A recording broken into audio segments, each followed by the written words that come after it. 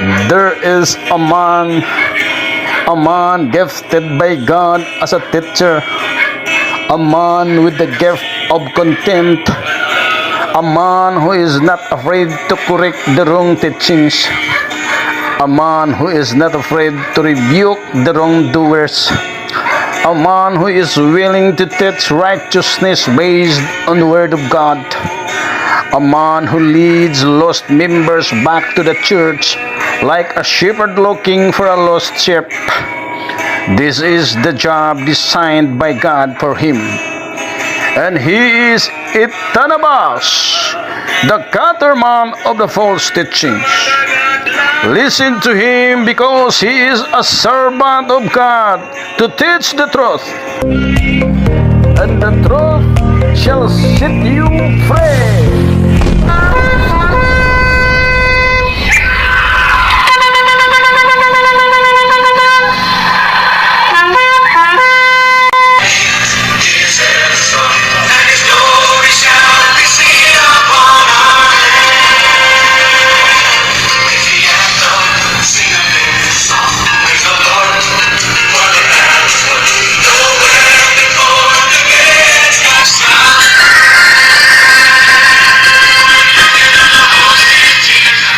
Hebrews 4:12. For the word of God is quick and powerful and sharper than any two-edged sword, piercing even to the dividing asunder of soul and spirit, and of the joints and marrow, and is a discerner of the thoughts and intents of the heart. Ephesians 6:17. Take the helmet of salvation and the sword of the Spirit, which is the word of God. I am Itanabas, who is the one who breaks the crooked teaching in any different denomination.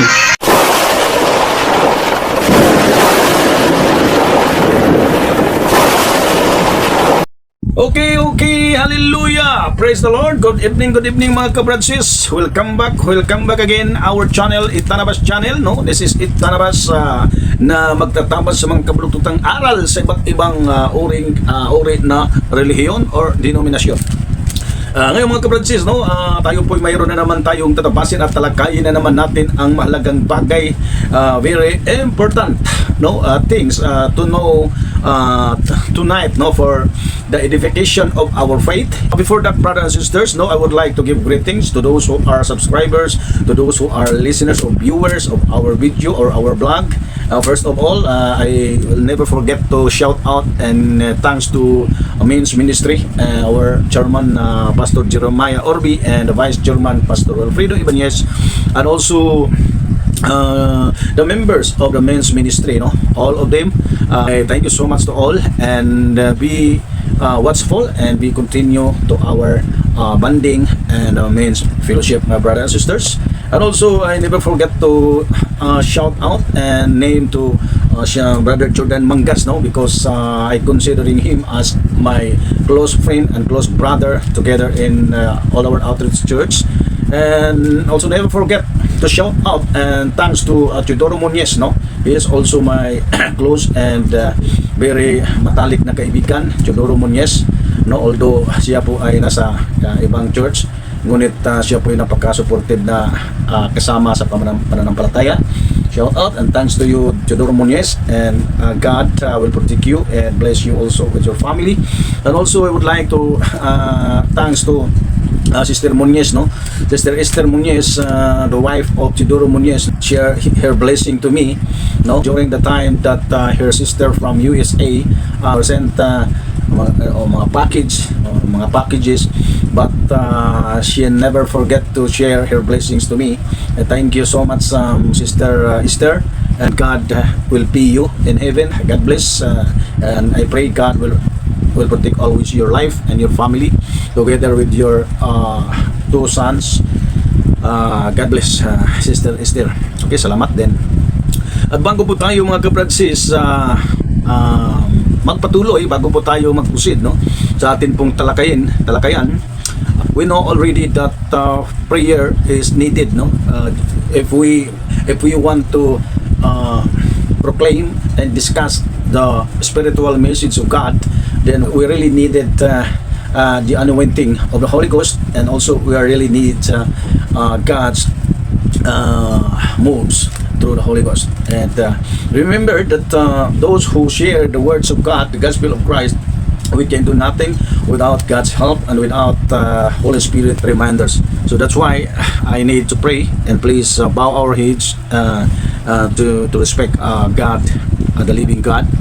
Okay, and then our Heavenly Father, tonight I pray once again, Lord, to asking you help for the elaboration of this message, because this is not my message. This is the message quoting from the Bible, and the Bible is your words, and it is spiritual. I do not understand it, God, without your enlightening. Thank you so much for the illumination of my mind. I thank you so much, God, through the Holy Ghost. I can explain to those who views this video, and Lord, words out my mouth accurate and reliable to all listeners and to all viewers. I pray, Lord, that I am success to declare what was written here in your words, and just help me to explain in Jesus' name. This is my prayer. Amen. Okay, my brothers and sisters, tayo po magpatuloy, mga kabratsis, at ating pong hindi po tayo magtagal, para hindi naman hindi tayo mapahaba, dahil pag mahaba na ang natin video, ay baka na may hindi na naman panoorin. So sayang, sayang, hindi naman yun sayang, dahil nasa social media naman yun. Kahit bago at luma na yung mga video, iwan ko, ang Diyos na ang bahala dyan, sa social media. Kasi i-post naman natin ito sa ating pong channel, sa ating channel, or YT account. Now, ang talakayan po natin, mga kabradsis, ay patungkol po ito sa tinatawag na ito bang paglilingkod, ito bang paglilingkod sa kapwa, At kailangan nating malaman, lalo na hindi po ito para po ito sa lahat, but especially, I would like to point out, pointing out to those who are church leader, or to those who are leader minded, because many people wanted to become leader, and then but unfortunately, unfortunately, they are handling the people by or considering themselves as king, and dictating the people according to what they want them to do, of the people. So that's why, my brothers and sisters, according to Jesus Christ, here in the book of Luke chapter 22, verse 25 to 27, mga kabratsis, dito po, it says here, and he said unto them, the kings of the Gentiles exercise lordship over them, and they that exercise authority upon them are called benefactors. But ye shall not be so. But he that is greatest among you, let him be as the younger, and he that is chief as he that doth serve. For whether is greater, he that sitteth at meat, or he that serveth? Is not he that sitteth at meat? But I am among you as he that serveth. Yan, ito. This is the words of God. And then listen well. If you are leader-minded, if you are a ruler of the organization, you have to understand and listening this explanation. According to the Bible, mismo po ang ating pong Panginoon, even Jesus, he warns to the disciples, to his apostles, because the apostles, when Jesus saw them that there is quarreling among them, or debating among them, who are the leader or ruler among the disciples, Kaya ang ating pong Panginoon, siya po'y tinuturuan niya. Ang sabi ng ating Panginoon na dito sa Tagalog, pakinggan ninyo na maigi, mga kabradsis, at kanyang sinabi sa kanila, ang mga hari ng mga Hintil ay napapanginoon sa kanila, at ang mga may kapamahalaan sa kanila ay tinatawag na mga tagapagpala. Tingnan nyo, ito ang kaugalian sa mga Hintil. Ang mga hintil talaga, mga kabradsis, anong ibig sabihin hintil? Itong mga unbelievers of Christ. The unbelievers of Christ, ito po sila, ay sila po'y parang hari. Nang itinuturing ang kanilang mga sarili, they are considering themselves that they are king. No? King. At sila po'y parang a lordship. No? Exercise lordship. Para silang Panginoon. At ito pong mga tao na kanilang pong kapamahalaan nila, na kanila ay tinatawag na tagapagpala. Kumbaga, sila ay lordship, hari sila. Hari sila. Alam naman natin kung anong hari, kung anong idikta, kung ano ang dictation, kung ano ang gusto, kung ano ang role ay kailangan gawin ng tao dahil delikado pag magdesisyon ang hari. Yun ang ugali ng hari. No? Yun ang yun ang isip ng bilang isang hari o lordship. Magpaka-lordship ka. No? Tapos, yung mga mayroong pag-lordship ka, no? Para kang Panginoon, so may mga umaasa sa inyo.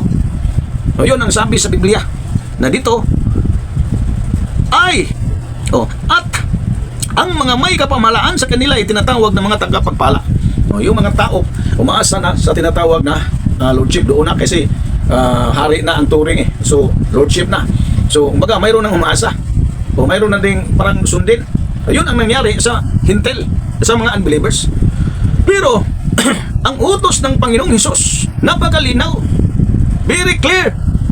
The Bible says, sabi po dito ng Panginoon sa verse 26, but ye shall not be so. Hindi kayo ganon.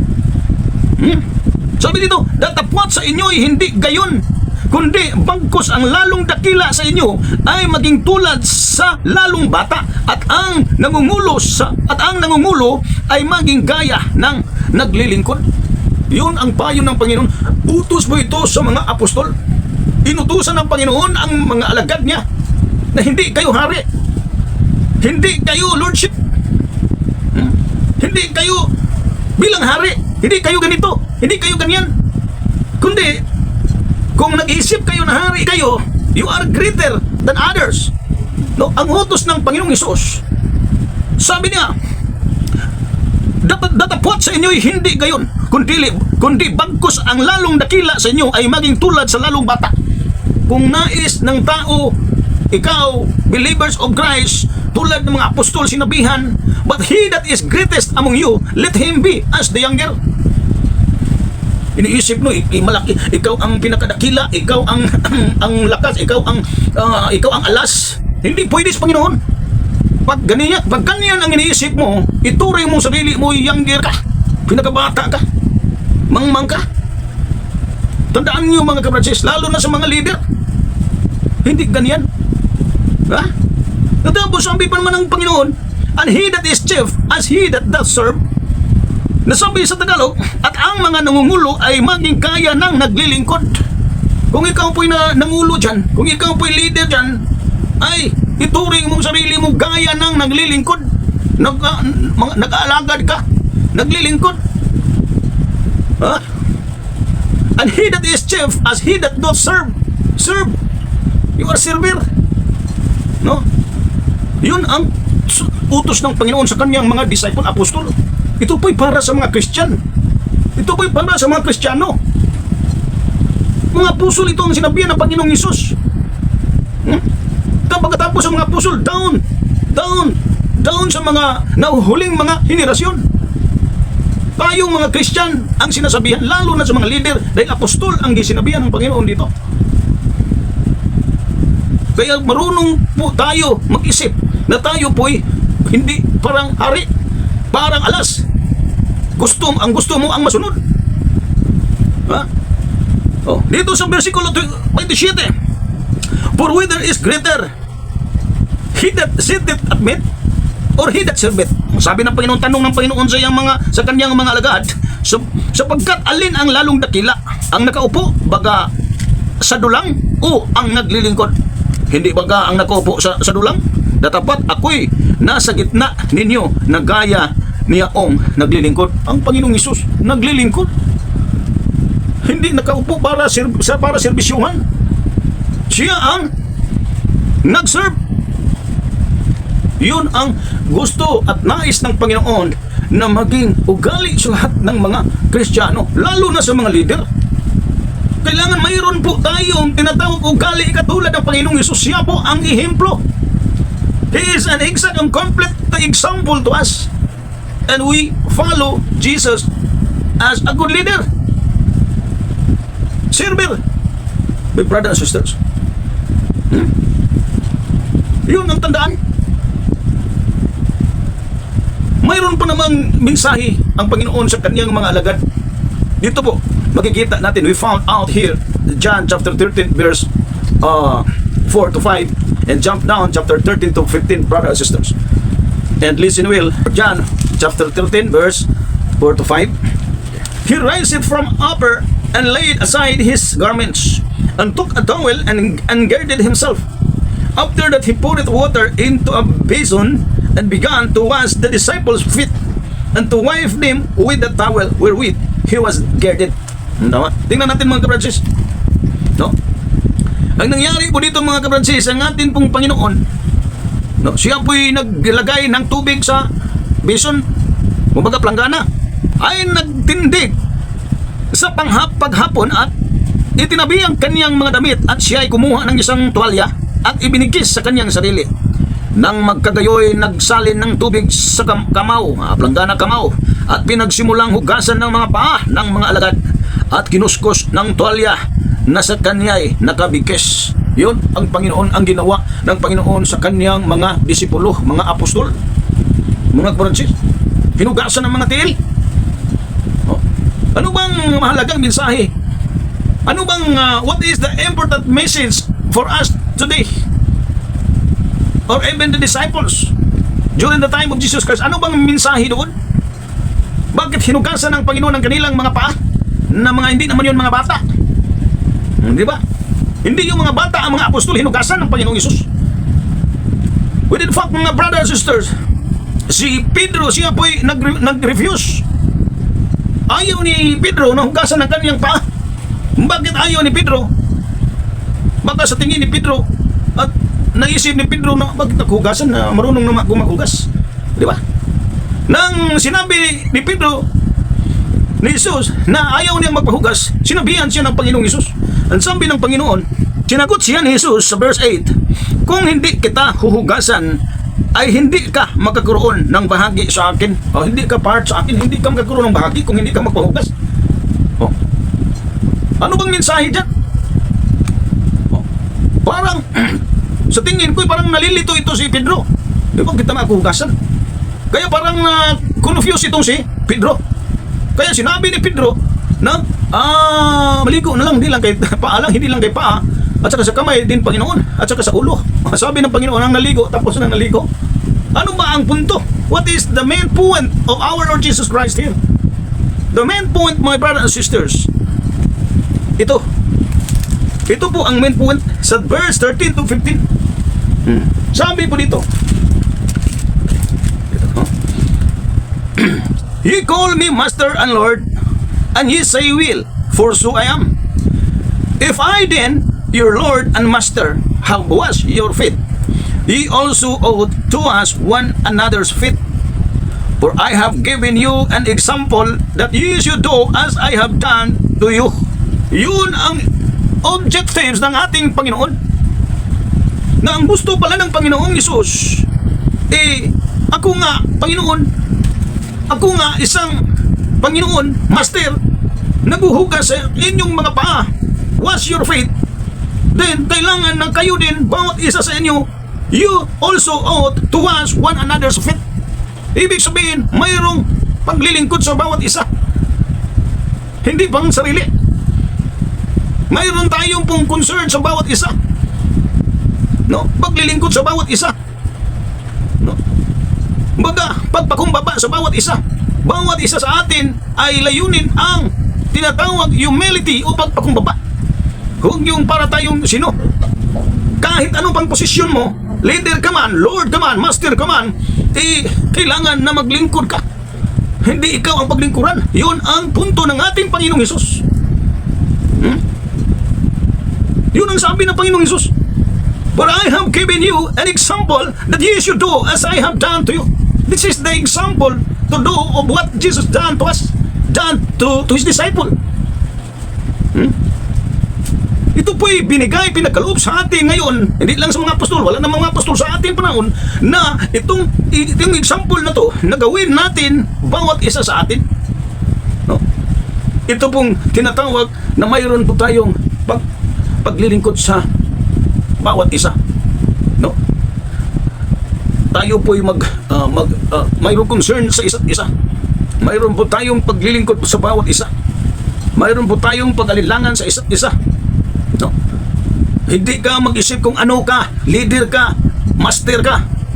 Gawin mo ang pagpakumbaba at marunong kang maglingkod sa isa't isa, lalo na sa kapwa mo. No? Yun mga kabrasis, napakahalaga ito bilang isang ihimplo ang ating Panginoong Hesus. Huwag ituring sarili mong hari. Tapos para ka nang ikaw na talaga ang masunod. Lumabas ka na nga sa Biblia, lumabas ka na nga sa mga aral ng Biblia, tapos ikagagalit mo pa sa mga tao. Ha? Di ba? Ikagagalit mo pa. Anong sabi dito sa Marcos? Dito po sa book of Mark, pakinggan ninyo na maigi mga brothers and sisters. Ito po ay kasi ang Panginoon talaga ang nagbigay dito ng mga mga payo, mga example, pattern, no? Pattern ang ating Panginoong Hesus, nagbigay ng pattern para atin pong sundin. Dito po sa Mark 10:42 to 45, dito, but Jesus called them to him and said unto them, ye know that the which are accounted to rule over the Gentiles exercise lordship over them, and their great ones exercise authority upon them. But so shall it not be among you. But whosoever will be great among you shall be your minister. And whosoever of you will be the chiefest shall be servant of all. For even the Son of Man came not to be ministered unto, but to minister and to give his life a ransom for many. Ano bang mensahe ng Panginoon dito mga kabradsis? Ito po'y hindi po ito malayo sa unang passage na binuksan natin at binasa, na ang mga Hintil po'y nagpaka-hari at lordship. Tapos sila po'y nag-exercise, sinasanay nila ang authority nila, ang pamahala sa mga under nila, yung mga under, itong mga Hintil. Yun ang sabi ng Panginoong Hesus, hindi kayo ganun, but so shall it not be among you, but whosoever will be great among you shall be your minister. Ano bang sabi sa Tagalog? Tingnan natin na Tagalog mga kapransis, dahil maganda ito sa Tagalog. 42 dito. At sila'y pinalapit ni Jesus sa kanya, at sa kanila'y sinabi, nalalaman ninyo na yaong mga inaaring mga pinuno ng mga Hintil ay nangangapanginoon sa kanila, at ang sa kanila ay mga dakila ay nagsisigamit ng kapamalaan sa kanila. Datapwat sa inyo ay hindi gayon. Sino mang ibig na dumakila sa inyo ay magiging lingkod ninyo, at ang sino man sa inyo ay mag-ibig manguna ay magiging alipin ng lahat, sapagkat ang anak ng tao rin naman ay hindi naparito upang paglingkuran, kundi upang maglingkod at ibigay ang kanyang buhay na pantubos sa marami. Yun mga kabradsis, malinaw mga kabradsis, na ang ating pong Panginoong Hesus, naparito siya hindi upang paglingkuran, kundi siya po ang maglingkod ang ating Panginoon, at ibinigay ang kanyang buhay bilang pantubos sa marami. Yun ang tandaan. Kaya nga ang Panginoon naparito hindi upang paglingkuran ng tao, kundi siya po naparito dahil siya po naglingkod. Kaya ang nangyari sa Panginoon, pagdating ng ating Panginoong Hesus, nang isinilang siya at siya po lumaki, tapos nag-umpisa siya, when he began his ministry, no, during the time of 30 years old, ang ating Panginoong Hesus, sa kanyang pong ministry, atin pong maunawaan ang ating Panginoong Hesus kung paano siya naglingkod. Ang ating Panginoong Hesus, pinapakain ang mga nagugutom. Ilang libo ang pinapakain niya dahil gutom. Liban dyan, ang ating Panginoong Hesus, siya po pinapagaling niya ang lahat ng mga karamdaman Sino po ang naalipin na sa kadiliman sa mga and some people were oppressed by the demons and demon possessed, ang ating Panginoon kinakast out. So pinapalaya ang lahat. Ang ginawa pa din ang ating Panginoong Hesus, tinuturuan, no? Tinuturuan ang mga tao para magiging matuwid at magiging magkaroon ng takot sa Diyos at sumusunod at mamumuhay na may kabanalan. Yun ang ginagawa ng ating Panginoong Hesus. Hindi siya naghari-harian dyan na para siyang hari. Siya ang nagdikta, siya ang masunod. Pag ayaw ka, talaga kang papatayin, talaga kang no?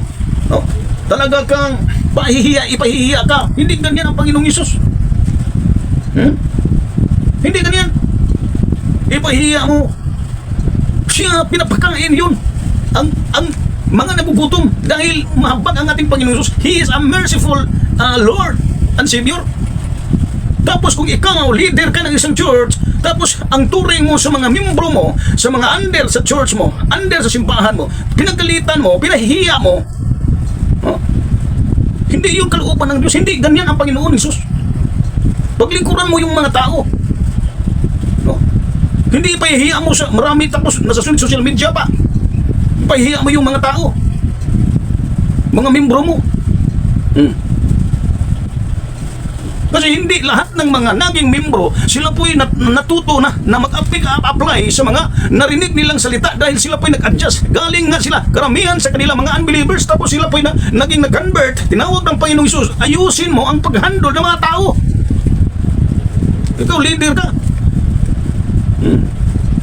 Tuturuan natin ang lahat ng mga tao na galing sa kasamaan, galing sa isang religion, tapos dalhin natin sa Panginoon, sa katuruan, sa Biblia, dalhin natin, tapos turuan natin na maigi hanggang sila po'y matuto at sila po'y maunawaan nila ang kalooban ng Diyos sa buhay nila. Hindi mo yun pagsabihan, ipahihiya mo sa harapan ng mga tao, harapan ng social media. Hindi mo yun, kasi hindi pa yun nakaunawa, lalo na sa pagbibigay. Hindi yun nakaunawa.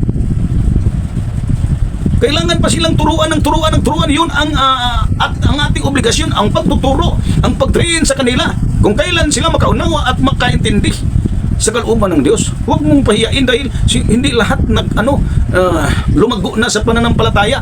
Ang iba dyan hindi pa nakaunawa at saka hindi pa talaga batang bata pa. Tapos galing pa yan sa sa sanlibutan, pang mundo na or worldly minded. Tingnan natin itong video mga kabransis para makuha ninyong sinasabi ko at tinutukoy ko dahil nakakahiya itong leader na to eh. Hindi natin pangalanan kung anong church itong taong to, leader na to, pero sabihin ko being practice, hindi mo nakuha ang example natin ng ating Panginoong Hesus. Kahit membro mo pa yun, no? Kailangan ninyo mapanood po niyo to para hindi po madamay ang ibang mga leader ng church. Hindi madamay ang ibang mga pastor. Itong pastor na to, nakakahiya. Para sa akin, ito po yung nagbigay ng sa ibang mga pastor. Nagdala ka pa naman pangalang pastor. Tingnan natin ang video. Yan mga kabransis. Makinig, Joshua. Makinig, mga magnanakaw. Makinig, Yup. Makinig, yung mga tithes lang ng tithes, walang offering. Ha? Dapat ngayon, meron na kayo. Okay?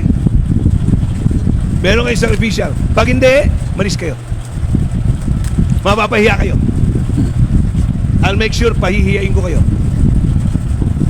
Okay? Hindi kayo kasama rito sa church. Ayaw ng Diyos ng mga magnanakaw. Pinapatay niya agad. Mga miyembro may trabaho, Brother Louie, huwag kayo magbibigay ng 20 pesos. May paupahan ka, sakripisyo mo. May nagtatrabaho mga anak nyo, sakripisyo kayo. Si Jemuel, Jeruel, mga trabaho na yan. Sino hindi pa nakakita doon? Sa taas. Nakita mo na, Adrian? Ang taas? Project natin. Ikaw, Arvin. Nakita mo na, Arvin? Nakita mo? Papahiya ka pa bago ka tatayo. Sino ba po? Sino pa hindi nakakita? Umakyat kayo. Umakyat kayo. Okay? Sino pa hindi nakakita? Kita nyo nakakahiya? Hindi kayo makatayo? Iyang-hiya kayo? Bakit? Nakakahiya kayo! Miyembro ka, hindi mo alam yung project sa taas, tapos maglalaro ka dyan, tataas-taas ka dyan. Pag nagawa, anong kwenta mo? Magbigay. May sakrifisyal ba kayo? May sakrifisyal. May trabaho ka ba, Arvin?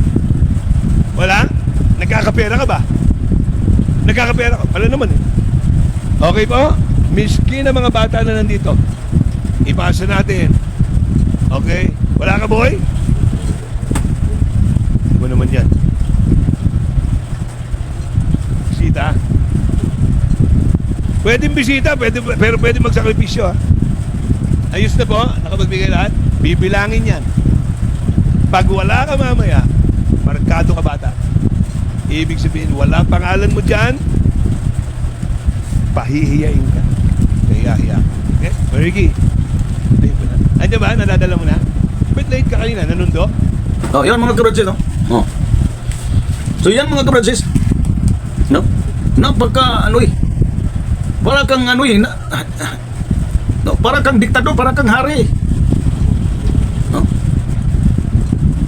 Malakas ang tama eh. Yun mga kabradsis. Kaya nga, nais ko na makita at inyo, yung mapanood ang video na to or vlog natin at para po tayo aware. No? Dahil hindi, iba't ibang uri ang pastor. May mga pastor sa tinatawag na Jehovah Witnesses. May mga pastor sa tinatawag na di ba, kasama ba yan? Mayroon bang pastor dyan? O sa mga iba't ibang denominasyon, iba't ibang sikta. Sa Baptist, sa Pentecostal Church, sa SDA, sa mga even sa kanang Catholic na mga branches na kang Mike Bilardi, pastor. Marami gumagamit ng word pastor, mga born again Christian, iba't ibang klase ang born again Christian. Kami mga born again Christian, mga pastor din ang ano namin ginagamit na term na nag-roll or nag-lead sa church. Kaya nakakahiya pag sino tong pastor hindi to kasama sa amin pong organisasyon. No? Ito po hindi ganito, hindi ganyan. Itong binabanggit na pagnakaw, yun galing yung salita na yan sa Malakay. Totoo naman yun. Hindi naman masama ikukot natin yan pag tayo po'y magtuturo. Dahil pag tayo po'y mga tauhan ng Diyos, mga anak ng Diyos, no? Talagang apitado tayo. Although sa aklat ng Malakay, ito po'y belongs to the Old Testament. At ito po'y applicable, ito po'y referado sa mga Hudiyo, sa mga Israelita, mga katauhan talaga sa Diyos. Ang sinabihan dito, katauhan talaga yun sa Diyos, mga tao, mga chosen people yun sa Diyos, ang Israel. Kaya tao talaga, mga hinirang ng Diyos, ang Israel. Sila ang pinagsabihan dito na nagnakaw. Tao talaga sila kahit nagkasala yung iba sa kanila, no? Talagang turing sa Diyos sa kanila, ihinirang ng Diyos the nations of Jesus, the nations of God, or bansang Israel, country of God, people of God, yun kinukonsider yung time of Old Testament. But dito sa New Testament may pagkaiba na. Hindi naman ako tutol na ikukot yung verse na yan, lalo na matuturo tayo patungkol sa tithes and offering. Pero hindi dapat ganyan na pagtuturo mo na ipahihiya mo yung tao sa pilitan para kang hari, para kang gusto ng papatay. Nakakahiya yun. Dahil hindi yun applicable sa bagong testament, bagong tipan. Dahil dito po sa bagong tipan, ito po ay halo-halo na. Wala na pong Israelita, wala na pong Hudiyo, wala na pong Gresyanon, kundi wala na pong Hintil, kundi lahat ay isa diyan kay Kristo. So ibig sabihin halo-halo na. May mga Hintil na, mga Hintil karamihan. No? Tapos tayo naman mga Hintil naman talaga. Ikaw Pilipino ka man din, ikaw pastor. Pero nga Pilipino tayo, mga Hintil tayo. So tayo talaga ginagrasyahan ng Panginoon. So iba talaga ang may pagkakaiba talaga ang bagong tipan. Dahil halo-halo tayo dito. May bagong na-convert, may hindi pa nakaunawa patungkol sa tithes and offering. Hindi mo ganyan din na pahiya mo, pagalitan mo sa social media o sa kongregasyon mo. Tapos ngalngal yung bunganga mo, tapos wala ka namang pinapatunayan dyan na passage of the scripture. Yun lang magnakaw.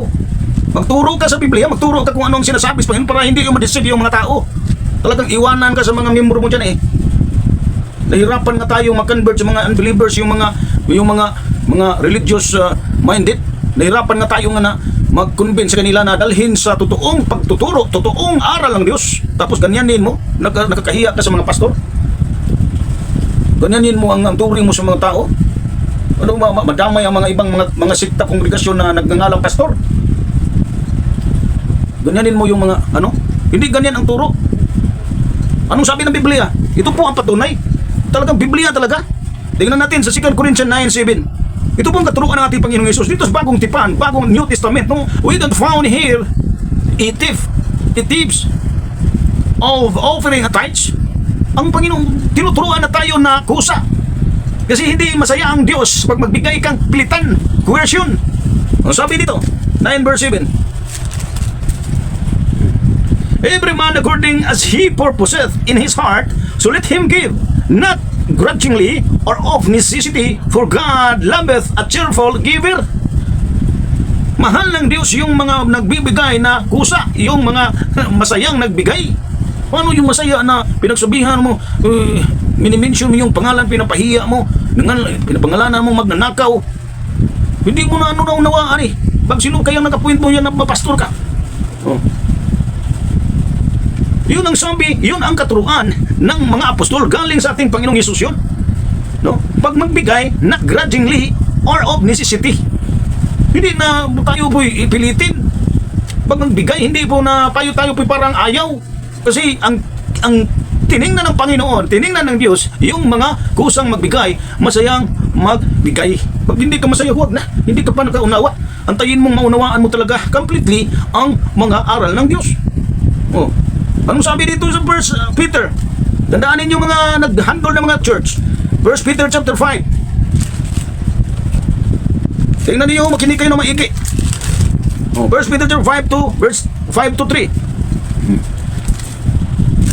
Feed the flock of God which is among you, taking the oversight thereof, not by constraint, but willingly, not for filthy lucre, but of a ready mind, neither as being lords over God's heritage, but being ensamples to the flock. Yun ang sabi mga kabratsis.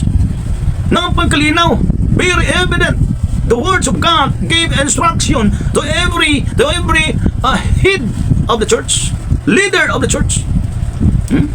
Feed the flock of God which is among you, taking the oversight thereof, not by constraint, but willingly, not for filthy lucre. Tandaan ninyo mga kabratsis. Napakalinaw. Very effective verse to change the attitude of some leader of the church. Sabi dito sa Tagalog, pangalagaan ninyo ang kawan ng Diyos na nasa inyo, na magsigamit kayo ng pagpupuno na hindi sa pilitan kundi may kasayahan, na ayon sa kalooban ng Diyos, ni hindi dahil sa mahalay na nakapakinabangan, kundi sa handang pag-iisip, ni hindi ni naman ang gaya ng kayo'y may kapanginoon sa pinangangasiwang ipinagtanggubilin sa inyo, kundi kayo'y maging mga uliran ng kawan. Maging uliran sana ng kawan ang kayong mga namumuno. No? Feed the flocks. Pakainin mo yung kawan. Yun ang advice ng Apostol Pedro. Ito po yung salita ng Diyos sa sulat ni Apostol Pedro. Yun ang napakagandang salita ng Diyos na kailangang matutunan sa bawat nangumulo. Pangalagaan ninyo ang kawan ng Diyos na nasa inyo, kasi nag-handle kayo ng kawan, no? Feed the flocks of God which is among you. Nag-handle ng kawan kayo, na magsigamit kayo ng pagpupuno na hindi sa pilitan kundi may kasayahan, na ayon sa kalooban ng Diyos, ni hindi dahil sa mahalay na kapakinabangan kundi sa handang pag-iisip. Hindi din naman ang gaya ng kayo'y may pagkapanginoon sa pinangangasiwaang ipinagtagubilin sa inyo, kundi kayo'y maging mga uliran ng kawan. Dapat sana ensamples to the flock, being ensamples to the flock, uliran sana ng kawan. Paano tayo magiging ensample to the flock? Ganyan ang natin, ang uring paghandle sa mga sa kawan. Di ba? Yun ang sabi ng Diyos. At tandaan ninyo mga kabransis, ito po siya, yung mga apostol, hindi ginawa ang ganitong ginawa ng isang pastor. Hindi. Ano ba ang matutunan natin, no? Sa mga apostol. Si Apostol Pablo, dahil siya po yung vessel for the Gentiles, ano? Tayo po yung mga Gentiles, so siya talaga bilang isang apostol of the Gentiles. So si Apostol Pablo, mayroon po siyang sabi dito. Hindi naman masama na magbigay. Kaya lang, hindi yun sa pilitan. Huwag mong ipilitin. Hindi ganyan. Dahil sundin natin kung ano nasusulat, kung ano din ang mga naganap sa panahon ng mga apostol o sa ating Panginoong Hesus. Tingnan natin mga kapatid, si Apostol Pablo sa 2 Corinthians chapter 8. Ito po ang sabi ni Pablo po dito, chapter 8 verse 4. Praying us with much entreaty that we would receive the gift and take upon us the fellowship of the ministering to the saints. And this they did, not as we hoped, but first give their own selves to the Lord and unto us by the will of God. Yun ang sabi ng Apostol Pablo. Ito pong mga sa Church of Macedonia, the Macedonian church, sila po'y nagbibigay. At sila po'y talagang ayaw talaga magpapikil. Dahil kusa nila eh. Ano nila, galing talaga sa puso eh. Yun ang klaseng pangbibigay na sabi ni Apostol Paul, hindi naman sila umaasa dito at hindi sila nag-isip. Sabi ni Apostol Paul, and this they did not as we hoped, but first gave their own selves to the Lord and unto us by the will of God. Hindi ito sila umaasa. No? Hindi sila umaasa na sila po'y bigyan. Kusa talaga yung mga Macedonian church. Sabi po dito sa Tagalog, basahin natin mga kapatid, no? Dito po, no? Sa 2 Corinthians 8 or dito, na lubhang ipinamamanhik sa amin ang tungkol sa biyayang ito at sa pakikisama sa pangangasiwa ng mga abuloy sa mga banal. At ito ay hindi ayon sa aming inaasahan, kundi ibinigay muna nila ang kanilang sarili sa Panginoon at sa amin sa pamagitan ng kalooban ng Diyos. Hindi sila umaasa. Hindi ito nila inaasahan, kundi ibinigay talaga nila. Sila talaga mismo. Sila talaga ang pumilit. Hindi si Pablo, hindi ang mga apostol, hindi ang mga diakono ang pilit, nagsabi na bigay kayo. Hindi. Sila mismo ang taga Macedonian Church na magbigay talaga. Ayaw magpapigil, ayaw talaga magpa-bader sa kanilang gusto na magbigay sa mga banal. Yun ang gusto mo. Hindi ito na baliktad to. Ikaw mismo ang murag para kang pinilit mo itong mga tao. Hayaan mo mga tao makaunawa at ang Diyos na ang kusang maghipo sa puso ng bawat isa. Yung mga kabransis, no? At kailangan po tayo, no, malalo na sa mga leader ng church, sorry to say, kung anong mayroon po tayo, dapat satisfied ka na. Paproject ka tapos ganyanin mo pala yung mga membro mo.